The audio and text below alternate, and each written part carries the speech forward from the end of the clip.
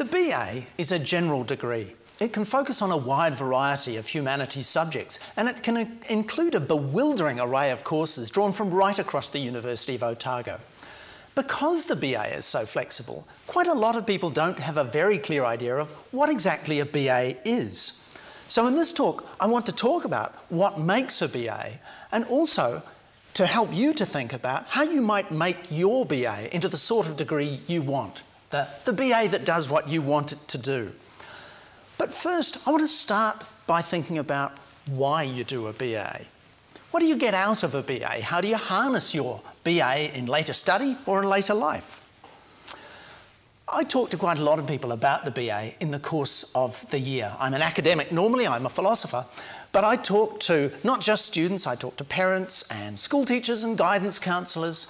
And often when I've discussed the BA with people, they come up afterwards and they say to me, "James, you didn't need to tell me about the BA. I did one and I'm a big fan."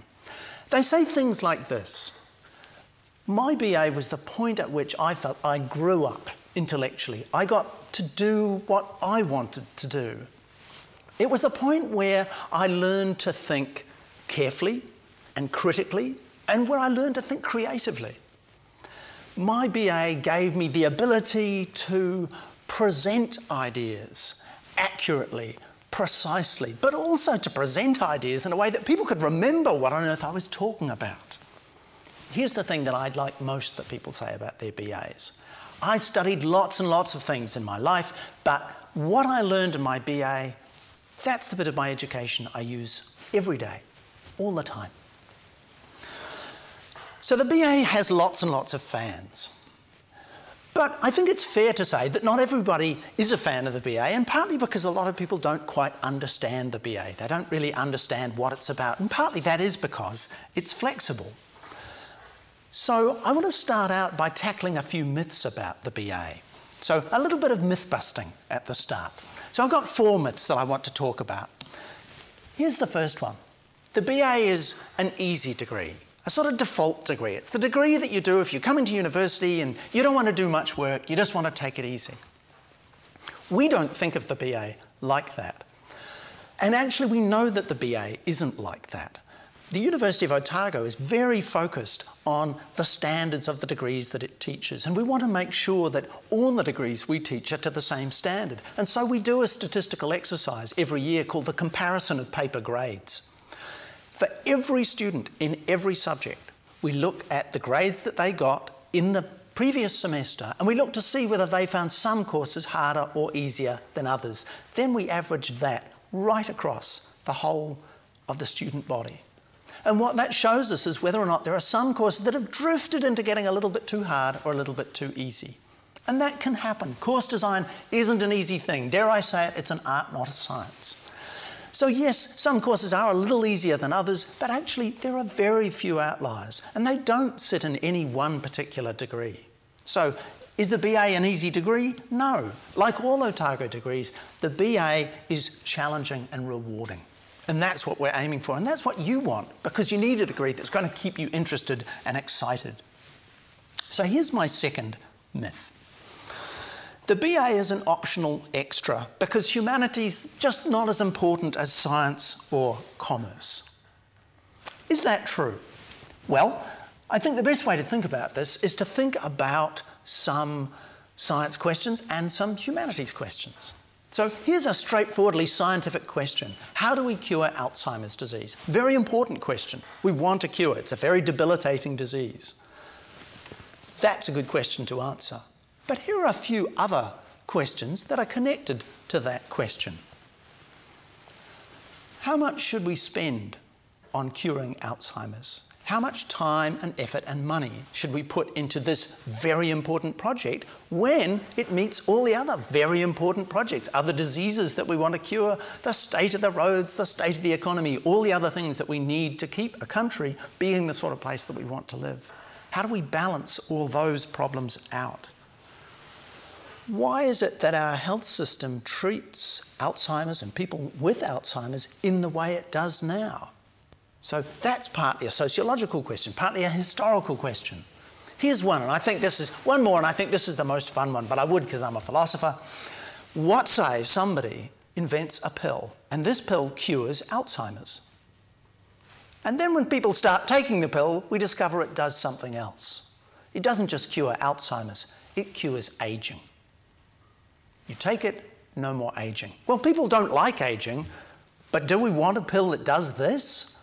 What would it do to our society? What would it do to us? What sort of side effects should we be prepared to put up with to solve difficult problems like this? This whole bundle of questions I think are fascinating and important. There's some science in here, there's lots of humanities in here, there's some economics in here. I don't think it makes any sense to ask whether some of these are more important than others. What I think is important is we don't want to miss out on any of these questions. It's no use just tackling one set of issues and ignoring the others. So, is the BA an optional extra because the humanities is somehow less important than science or making money? No, I think the BA is valuable precisely because the humanities tackles the personal and social interactions on which science and commerce rest. So that's my second myth. 2 more to go. Here's the third. Otago is a science university, so don't do a BA here. Well, now, it is true. Otago is a big science university. Our science faculty is tremendously successful, gets a huge wodge of research money from the government every year, more than all the other universities in New Zealand. Can we jump from knowing that to the conclusion that, so we're not actually very good at humanities? Well, there's some data, so we can find out. The government does an exercise every few years in which it tests the research output of all its tertiary institutions. And that exercise is called PBRF, Performance-Based Research Fund. So you may have heard that Otago is the most successful PBRF university in the country, the most research-intensive university in the country. Well, now, not surprisingly, if we're that, then we're going to have a lot of very strong PBRF departments. And when you list all Otago's departments in the order of their scores in the PBRF enterprise, of the top 10 departments, 5 of those departments, including the very top department, are humanities departments. So, is Otago a big science university? Yes. Does that mean it's not a good place to do a BA? No. The humanities is home to many of Otago's top research departments. Okay, my last one, my last myth-busting question, and this I think of as the mum and dad question, and therefore a very important question. A BA won't get you a job, there's the myth. So will a BA get you a job? How would we find out? Well, there's lots of academic study into what happens when people complete various different degrees, and I happen to have one here now, and it's a very recent one done in Georgetown in the United States. There are similar studies done in New Zealand, but the Georgetown one I think has very good data and it's very easy to read. It's called Hard Times, College Majors, Unemployment and Earnings, if you want to look it up. And what it does is it compares the likelihood of employment across people who do different sorts of degrees.